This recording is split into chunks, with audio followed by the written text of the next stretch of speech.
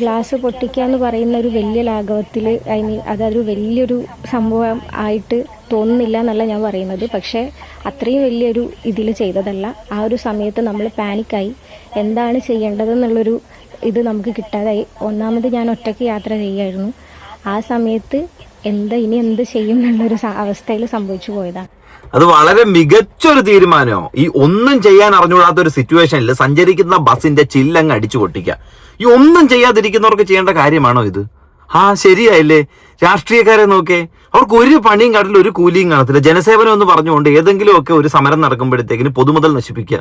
ഒന്നും ചെയ്യാത്ത ആൾക്കാർ ചെയ്യുന്നത് ശരി. അപ്പം ചിലപ്പം മോക്കുട്ടി ചെയ്തത് ചിലപ്പോൾ ശരിയായിരിക്കും. കാരണം ഒന്നും ചെയ്യാതിരിക്കുമ്പോഴത്തേന് അങ്ങനെ ബസ്സൊക്കെ അടിച്ചു പൊട്ടിക്കാലോ. അങ്ങനെ അടിച്ചു പൊട്ടിച്ചതിന്റെ ഭാഗമായിട്ട് കുട്ടി കൊടുക്കുന്നൊരു എക്സ്പ്ലനേഷൻ ഉണ്ട്. അതായത് തനിക്ക് ടോയ്ലറ്റിൽ പോകേണ്ട ഒരു ആവശ്യം ഉണ്ടായതുകൊണ്ടാണ് താൻ അത്തരത്തിൽ രോഷാകുലനായിട്ട് പെരുമാറിയെന്നുള്ളൊരു കാര്യം. എനിക്ക് ഇതിനകത്ത് മനസ്സിലായ ഒരു കാര്യം എന്താണെന്ന് വെച്ചാൽ ഞാൻ വീഡിയോ കാണിക്കാം.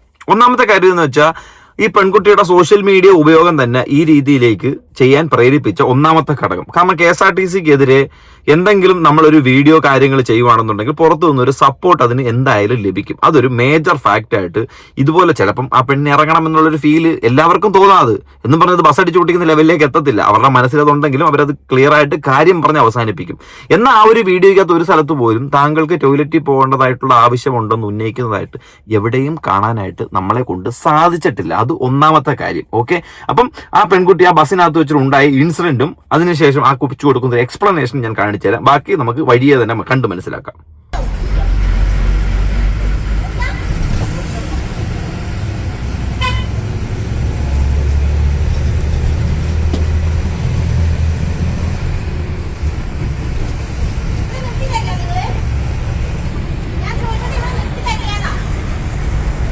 ഇവിടെയാണ് പ്രൊവോക്ക് ചെയ്യുന്ന ഫസ്റ്റ് സ്റ്റേജ്. ബസ് നിർത്താൻ ആവശ്യപ്പെടുന്നു, ബസ് ഇവിടെ നിർത്താൻ പറ്റത്തില്ല എന്ന് പറഞ്ഞു. KSRTC സ്റ്റാൻഡ് വണ്ടിയെ സംബന്ധിച്ചിടത്തോളം അവർക്ക് പ്രത്യേകതരം സ്റ്റോപ്പുകളുണ്ട്, നിർത്തേണ്ടതായിട്ടുള്ള സ്ഥലങ്ങളുണ്ട്. പ്രത്യേകിച്ച് ഈ പറയുന്ന ഫാസ്റ്റ് പോലുള്ള ബസ്സുകൾ വരുമ്പോഴത്തേക്ക് അവർക്ക് അവിടെ നിർത്താനേ പറ്റൂ. അവർക്ക് ടൈം ടു ടൈം ഓടിക്കൊണ്ടിരിക്കുന്ന ഒരു വണ്ടിയാണ്. അപ്പൊ അതിന് അതിൻ്റെതായ മാനദണ്ഡങ്ങളും നിർദ്ദേശങ്ങളും ഉണ്ട്. അത് പാലിക്കുക എന്നുള്ളത് അവരുടെ ജോലിയാണ്. പിന്നെ അതിനകത്ത് ചില ആൾക്കാർ അവർ മാനസിക പരിഗണന വെച്ച് ചില വ്യക്തികൾ നിർത്തി തരും, ഇല്ല നമുക്ക് പറയുന്നില്ല എന്ന് പറഞ്ഞ് നിർത്തി തന്നിട്ടില്ല എന്നുണ്ടെങ്കിൽ അത് അവരുടെ കുറ്റമായിട്ട് നമുക്ക് ഒരിക്കലും ഉന്നയിക്കാൻ പറ്റുന്ന ഒരു കാര്യമല്ല. ആ പെൺകുട്ടിയുടെ കാര്യം അങ്ങോട്ട് ആവശ്യപ്പെട്ടതിന്റെ സ്പോട്ടിൽ തന്നെ അത് ഫോൺ എടുത്ത് ഡ്രൈവർക്ക് നേരെ നീട്ടുക എന്നുള്ളൊരു കാര്യം, ഇത് ഈ മൊബൈൽ ഫോണിന്റെ സോഷ്യൽ മീഡിയയിലും ഒരു ദുരുപയോഗം തന്നെ. മെയിൻലി ഫസ്റ്റ് കാണിച്ചിരിക്കുന്ന ദുരുപയോഗം തന്നെ. കാരണം നമുക്ക് ക്ലിയർ ആയിട്ട് പറഞ്ഞു ഒന്നും നടന്നിട്ടില്ല, ഇതൊരു പ്രശ്നത്തിലേക്ക് പ്രവേശിക്കുകയാണ് എന്നുണ്ടെങ്കിൽ മാത്രം നമ്മുടെ സെൽഫോൺ എടുത്ത് ഒരു തെളിവ് ശേഖരിക്കുക. അല്ലാതെ നമുക്ക് ഏതെങ്കിലും ഒരു ഗവൺമെന്റ് ഉദ്യോഗസ്ഥനോട് സംസാരിക്കണമെന്നുണ്ടെങ്കിൽ അത് ക്യാമറയുടെ മുന്നിൽ നിന്ന് നീ സംസാരിക്കണം എന്ന് പറയുന്ന ഒരു സിറ്റുവേഷനിലേക്ക് വരുന്നത് അത് പരമ ബോർ പരിപാടിയാണ്.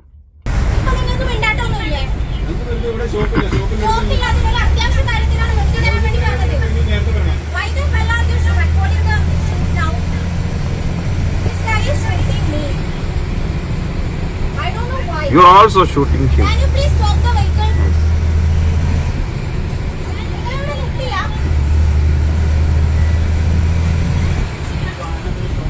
മോളെ ഇത്ര നേരം മലയാളത്തിലല്ലേ നിർത്താൻ പറഞ്ഞത്? അപ്പം മലയാളത്തിനങ്ങ് പറഞ്ഞാൽ പോരെ. സഞ്ചരിക്കുന്നത് KSRTC, അത് കേരളത്തിന്റെ വണ്ടിയാ, അല്ലാതെ യുണൈറ്റഡ് സ്റ്റേറ്റ്സ് ഓഫ് അമേരിക്കയുടെ വണ്ടിയിലല്ലല്ലോ. അപ്പം മര്യാദയ്ക്ക് ആൾക്കാർക്ക് മനസ്സിലാവുന്ന രീതിയിലുള്ള ഭാഷ മതി.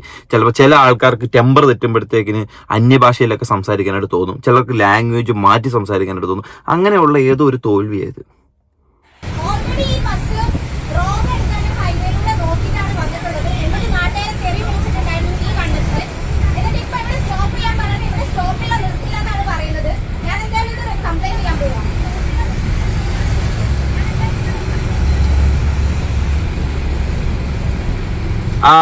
നമ്മൾ ആരോപണം ഉന്നയിക്കുന്ന വ്യക്തികൾ തെറ്റുകാരാണെന്ന് കാണിക്കാനുള്ള കുട്ടിയുടെ ഒരു പരിശ്രമമായിരുന്നു നമ്മൾ കുറച്ചു മുമ്പ് കണ്ടത്. Very nice.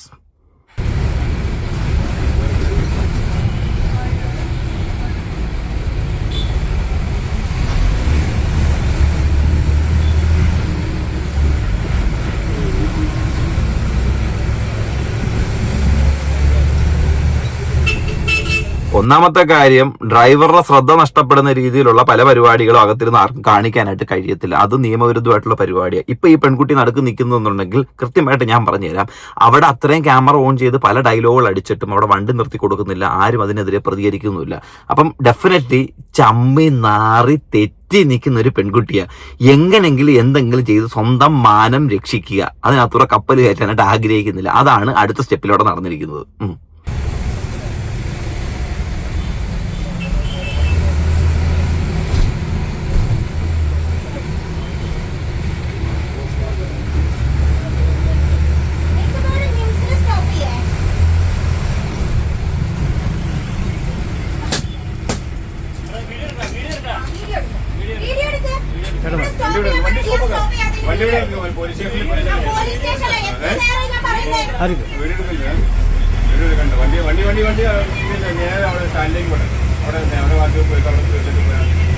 എന്റെ മോളെ, ഇപ്പൊ മോള് കാണിച്ചെന്താന്ന് വെച്ചാൽ സ്വന്തം വീട്ടിൽ ദേഷ്യം വരുമ്പോഴത്തേക്കിന് കൈ കിട്ടിയ സാധനമൊക്കെ അടിച്ചു ഉടയ്ക്കുകയൊക്കെ ചെയ്യുമായിരിക്കും. അപ്പോഴത്തേനും ഉമ്മച്ചിയും വാപ്പയൊക്കെ ആകുമ്പോഴത്തേക്കും അയ്യോ മോളുടെ കൈ മുറിയും മോളെ, അങ്ങനൊന്നും കാണിക്കില്ലെന്ന് പറയും. എന്ന് പറഞ്ഞ് പുറത്തോട്ട് ഇറങ്ങി ഇങ്ങമാര് കാലി കാണിച്ചു കഴിഞ്ഞാൽ വേറെ ഏതെങ്കിലും പെണ്ണുങ്ങൾ ചളുക്കോ പുളുക്കോ എന്ന് പറഞ്ഞ് മുടിയെ പിടിച്ച് കുത്തും. അടി കിട്ടാതെ രക്ഷപ്പെട്ടിയത് ആ കൊച്ചിന്റെ വീട്ടുകാരുടെ ഭാഗ്യം. നിങ്ങൾക്ക് ഇവിടെ ഷോപ്പ് ഉണ്ടായിട്ട് തിരക്കും.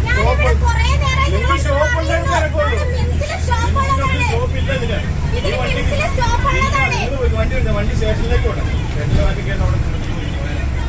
വണ്ടിയുടെ ഗ്ലാസ് അടിച്ചു പോയിട്ടുണ്ട്. ഒന്നാമത്തെ കാര്യം, ഈ പെൺകുട്ടിക്ക് കേറുന്ന ബസ് എവിടൊക്കെ നിർത്തുമെന്നുള്ള വ്യക്തമായിട്ട് അറിയത്തില്ല.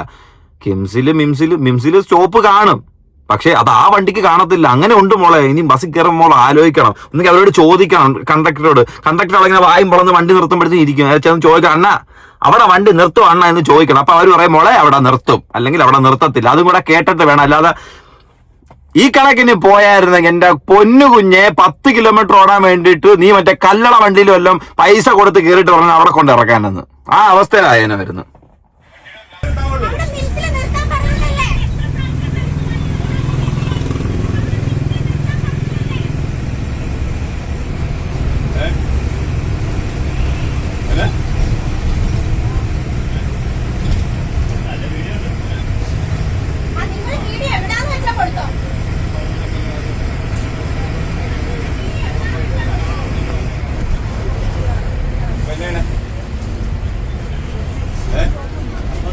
നല്ല ആവേശത്തോടെ അല്ലെ, ആവേശ ഉജ്ജ്വലകമായിട്ട് നിൽക്കുന്ന ഒരു പെൺകുട്ടിയാണ് എനിക്ക് അതിനകത്തൂടെ കാണാനായിട്ട് സാധിച്ചത്. പിന്നെ എന്തുകൊണ്ട് ആ പെൺകുട്ടി വീണ്ടും ഇതിന്റെ ഒരു വിശദീകരണം കൊടുക്കുമ്പോഴത്തേന് തളർന്നു പോയി എന്ന് എനിക്ക് മനസ്സിലാവുന്നില്ല. ചെവിയിൽ ഒരു ഹെഡ്ഫോൺ ഇരിപ്പുണ്ട്.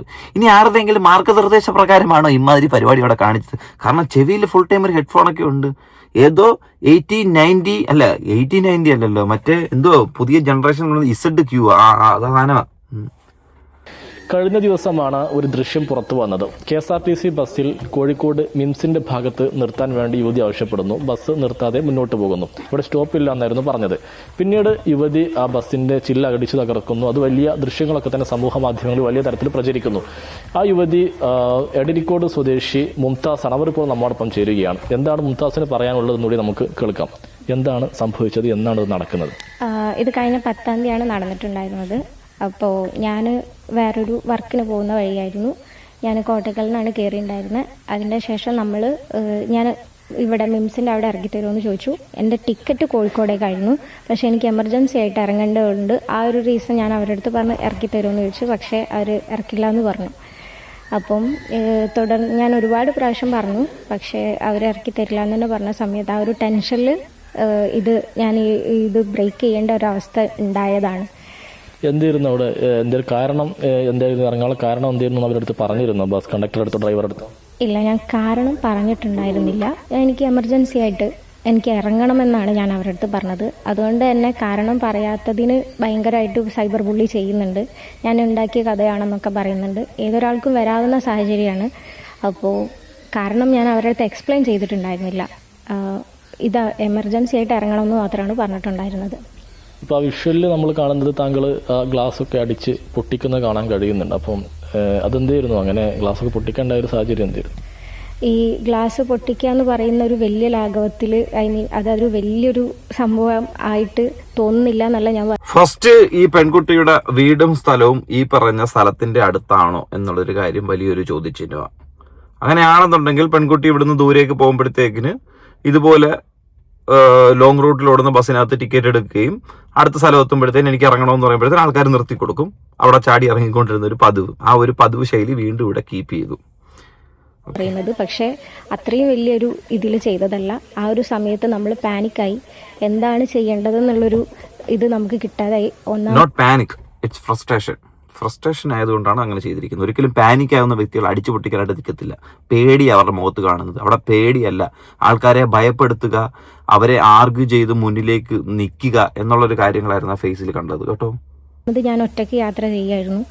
ആ സമയത്ത് ഇനി എന്ത് ചെയ്യും എന്നുള്ളൊരു അവസ്ഥയിൽ സംഭവിച്ചു പോയതാണ്. പിന്നീട് ആ ബസ് നേരെ പോകുന്ന അങ്ങോട്ട് താങ്കൾ ഒരു 28,000 രൂപ ഫൈൻ അടച്ചെന്നൊക്കെ പറയുന്നുണ്ടായിരുന്നു. പിന്നീട് ആ ദൃശ്യങ്ങൾക്ക് ശേഷം തുടർന്നുണ്ടായ നടപടികൾ എന്തൊക്കെയായിരുന്നു? ബസ്സിന് പിന്നീടുള്ള സ്റ്റോപ്പ് കോഴിക്കോടാണല്ലോ. അതെ, ബസ് സ്റ്റാൻഡിൽ പോയി, KSRTC സ്റ്റാൻഡിൽ പോയി. അവിടേക്ക് പോലീസ് വന്നു. പോലീസ് നമ്മളെ കളക്ട് ചെയ്തിട്ട് നടക്കാവ് സ്റ്റേഷനിൽ പോയി. അതിന്റെ ശേഷം സ്റ്റേഷൻ പരിധി മാറിയത്. നിങ്ങളെ കളക്ട് ചെയ്തു? എങ്ങനെ കുഞ്ഞെ കളക്ട് ചെയ്തു പോലീസ്? നമ്മുടെ നാട്ടിൽ ഇങ്ങനെയുള്ള അടികൾ നടക്കുമ്പോഴത്തേക്കിന് അവർ വന്ന് പോലീസ് കളക്ട് ചെയ്യുന്നല്ല, പോലീസ് പിടിച്ചെടുത്തോണ്ട് പോയി ബസിന്റെ ചില്ലടിച്ച് പൊട്ടിച്ചിട്ട്. അങ്ങനെ പറ, കളക്ട് ചെയ്തോണ്ട് പോയി. കളക്ട് ചെയ്യാനായിട്ട് പുളിങ്കുരു അല്ലായിരുന്നോ? അയ്യേ. മെഡിക്കൽ കോളേജിൽ പോയി. അവിടുന്ന് സംഭവം സോൾവ് ആക്കിയിട്ട് ഫൈൻ അടച്ചു. എന്തിനൊക്കെയുള്ള ഫൈൻ അടച്ചു? എങ്ങനെയാണ് അത് സെറ്റിൽ ചെയ്യുന്നത്? അവർക്ക് ഈ ട്രിപ്പ് മുടങ്ങിയതിനും അതുപോലെ നമ്മൾ ഈ ഗ്ലാസ് ബ്രേക്ക് പൊതുമുതൽ നശിപ്പിച്ചു എന്നുള്ളൊരു കുറ്റത്തിൻ്റെ ആ ഒരു ഫെയർ എമൗണ്ട് നമ്മൾ പേയ്മെൻറ്റ് ചെയ്തു.